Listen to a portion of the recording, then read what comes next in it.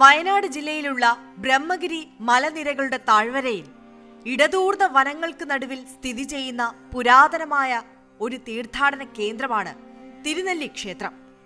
പ്രകൃതി സൗന്ദര്യവും ആത്മീയതയും ഒത്തുചേരുന്ന ഈ സ്ഥലം ദക്ഷിണകാശി എന്നും സഹ്യമല ക്ഷേത്രമെന്നും അറിയപ്പെടുന്നു.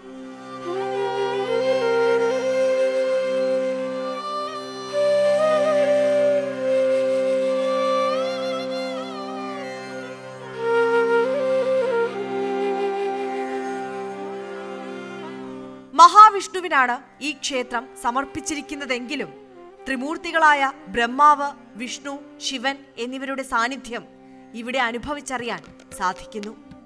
ചരിത്രപരമായി വളരെ പഴക്കമുള്ള ഈ ക്ഷേത്രം മാനന്തവാടിയിൽ നിന്ന് ഏകദേശം 30-32 കിലോമീറ്റർ അകലെയാണ് സ്ഥിതി ചെയ്യുന്നത്.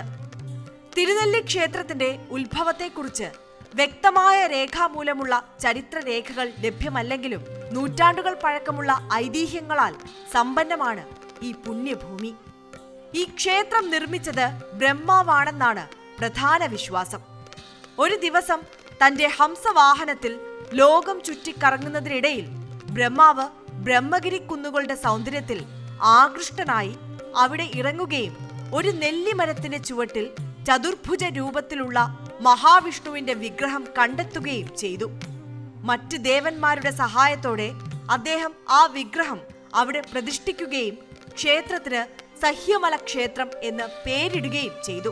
ഏറ്റവും പൗരാണികമായ ക്ഷേത്രങ്ങളിൽ നിന്നാണ് തിരുനെല്ലി മഹാവിഷ്ണു ക്ഷേത്രം. ഇവിടെ ഏറ്റവും പ്രാധാന്യം എന്ന് പറയുന്നത് പിതൃകർമ്മത്തിലാണ്. അതുകൊണ്ട് തന്നെ പിതൃകർമ്മത്തിന് നമ്മൾ കാശിക്ക് തുല്യമായി, അതുകൊണ്ട് ദക്ഷിണകാശി എന്ന പേരിലാണ് തിരുനെല്ലി ക്ഷേത്രം അറിയപ്പെടുന്നത്. അപ്പോൾ ബ്രഹ്മാവ് തപസ് ചെയ്ത് മഹാവിഷ്ണുവെ പ്രത്യക്ഷപ്പെടുത്തി പിതൃമോക്ഷത്തിനായി പ്രതിഷ്ഠ ചെയ്തു എന്നുള്ളതാണ് ഇത്. അപ്പോൾ ബ്രഹ്മാവ് ഇറങ്ങിയ മലയായതുകൊണ്ടാണ് ഈ വടക്കു വശത്തുള്ള മലയെ ബ്രഹ്മഗിരി എന്ന പേരിൽ അറിയപ്പെടുന്നത്. അവിടെ നിന്ന് ഇന്ന് ക്ഷേത്രം കാണുന്ന സ്ഥലത്ത് വന്ന് തപസ് ചെയ്ത് പിതൃമോക്ഷത്തിനായി മഹാവിഷ്ണുവെ പ്രതിഷ്ഠ ചെയ്തു എന്നുള്ളതാണ് ഐതിഹ്യം.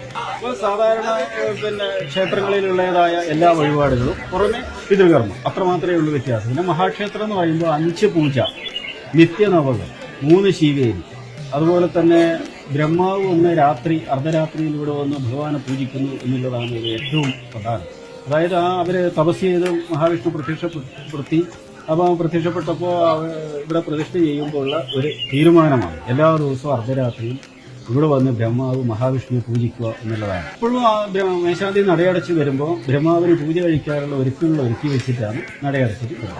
നെല്ലി എന്ന മലയാള പദത്തിൽ നിന്നാണ് തിരുനെല്ലി എന്ന പേര് ഈ സ്ഥലത്തിന് ലഭിച്ചത്. വിശുദ്ധ നെല്ലിക്ക എന്നാണ് ഇതിനർത്ഥം. ക്ഷേത്രത്തോട് ചേർന്നൊഴുകുന്ന പാപനാശിനി എന്ന അരുവിക്ക് പിന്നിലും ഒരു ഐതിഹ്യമുണ്ട്. ബ്രഹ്മാവിന്റെ അഭ്യർത്ഥന പ്രകാരം ഈ അരുവിയിലെ ജലം സന്ദർശകരുടെ എല്ലാ പാപങ്ങളെയും കഴുകിക്കളയുമെന്ന് മഹാവിഷ്ണു അനുഗ്രഹിച്ചു. മറ്റൊരു ഐതിഹ്യം അനുസരിച്ച് ഗരുഡൻ അമൃതകുംഭവുമായി ഈ സ്ഥലത്തിന് മുകളിലൂടെ പറന്നപ്പോൾ അമൃതിന്റെ ഏതാനും തുള്ളികൾ അരുവിയിൽ വീണതിനാലാണ് പാപനാശിനിക്ക് ഈ ശക്തി ലഭിച്ചത് എന്നാണ്. കാലങ്ങളിൽ ഈ ക്ഷേത്രം ഒരു സാധാരണ നിലയിലുള്ള ഒരു അവസ്ഥ തന്നെ ഉണ്ടായിട്ടുണ്ടാവുന്നു. പിന്നീട് അങ്ങനെ ഓരോ ഘട്ടത്തിലും ഇപ്പോൾ ഒരു 100-400 വർഷം തന്നെ മാറ്റിയിരുന്നു. ആ സമയത്ത് ഓലമേഞ്ഞ ക്ഷേത്രമായിരുന്നു. പിന്നീടാണ് ഇന്ന് കാണുന്ന ഒരു അവസ്ഥയിലേക്ക് ഇപ്പം വീണ്ടും ജീർണോദ്ധാരണത്തിന്റെ ഒരു ഘട്ടത്തിലാണ്. പാപനാശിനി എന്ന് പറയുന്ന സ്ഥലത്ത് ഗയാശില അവിടെയാണ് ഈ ബലിയിടുന്നത്. ഈ ഗയാശിലയിൽ ബലിയിട്ട് ഇവിടെ വന്ന് ഭഗവാനെ തൊഴുതാൽ അവരുടെ പിതൃക്കൾക്കെല്ലാം മോക്ഷം കിട്ടി എന്നുള്ളതാണ് ഏറ്റവും പ്രധാനപ്പെട്ട കാര്യം. അപ്പോൾ ആ പാപനാശിനി പോകുന്ന വഴി ഈ ക്ഷേത്രത്തിനെ പോലെ തന്നെ പാപനാശിനി വളരെ പ്രാധാന്യമുള്ള സ്ഥലമാണ്. കൂടാതെ പുരാതന കാലത്ത് ഈ സ്ഥലം ഒരു പ്രധാന നഗരവും തീർത്ഥാടന കേന്ദ്രവുമായിരുന്നുവെന്ന് ചില ചരിത്രരേഖകൾ സൂചിപ്പിക്കുന്നുണ്ട്. ഉണ്ണിയച്ചി, ചമ്പു പോലുള്ള 11ാം നൂറ്റാണ്ടിലെ മലയാള കൃതികളിലും വില്യം ലോഗന്റെ മലബാർ മാനുവലിലും ഈ സ്ഥലത്തെക്കുറിച്ച് പരാമർശങ്ങളുണ്ട്.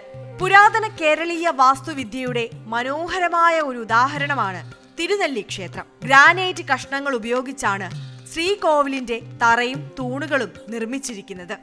ക്ഷേത്രത്തിന് കിണറില്ലാത്തതിനാൽ സമീപത്തെ അരുവിയിൽ നിന്ന് കല്ലുകൾ ഉപയോഗിച്ചുണ്ടാക്കിയ ഒരു ജലപാതയിലൂടെയാണ് വെള്ളം ക്ഷേത്രത്തിലെത്തിക്കുന്നത്.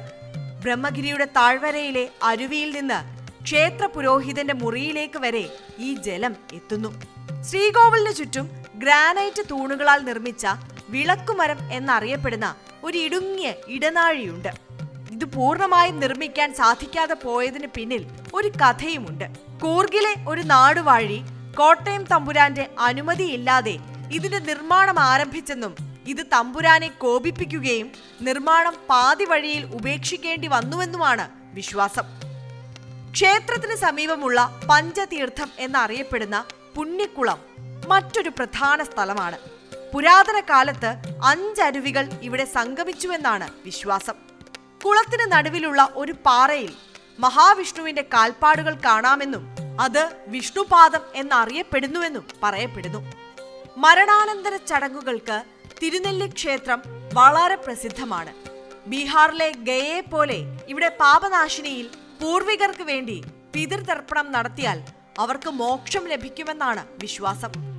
മഹാവിഷ്ണുവിന്റെ അവതാരമായ പരശുരാമൻ തന്റെ പിതാവ് ജമദഗ്നി മഹർഷിക്ക് അന്ത്യകർമ്മങ്ങൾ ചെയ്തത് ഇവിടെയാണെന്നും ക്ഷത്രിയരെ കൊന്ന പാപത്തിൽ നിന്ന് മുക്തി നേടുന്നതിനായി പാപനാശിനിയിൽ മുങ്ങിയെന്നും ഐതിഹ്യമുണ്ട്.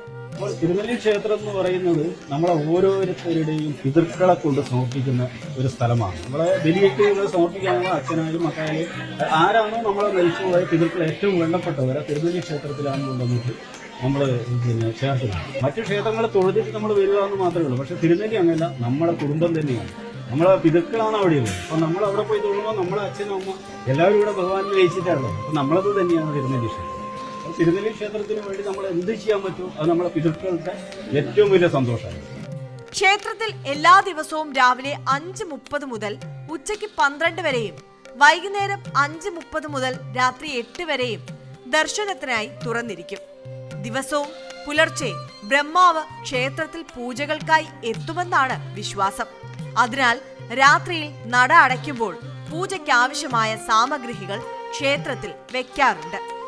തിരുനെല്ലി ക്ഷേത്രത്തിൽ നിന്ന് ഏകദേശം 1 കിലോമീറ്റർ അകലെയാണ് ശിവന് സമർപ്പിച്ചിരിക്കുന്ന ഗുണ്ടിക്ക ഗുഹാക്ഷേത്രം സ്ഥിതി ചെയ്യുന്നത്. ഭഗവാൻ വിഷ്ണുവിനും ബ്രഹ്മാവിനും പുറമെ ശിവന്റെ സാന്നിധ്യം കൂടി ഇവിടെയുണ്ടെന്ന് ഇത് സൂചിപ്പിക്കുന്നു. ഈ ക്ഷേത്രത്തിന് പിന്നിലുമുണ്ട് ഒരു ഐതിഹ്യം.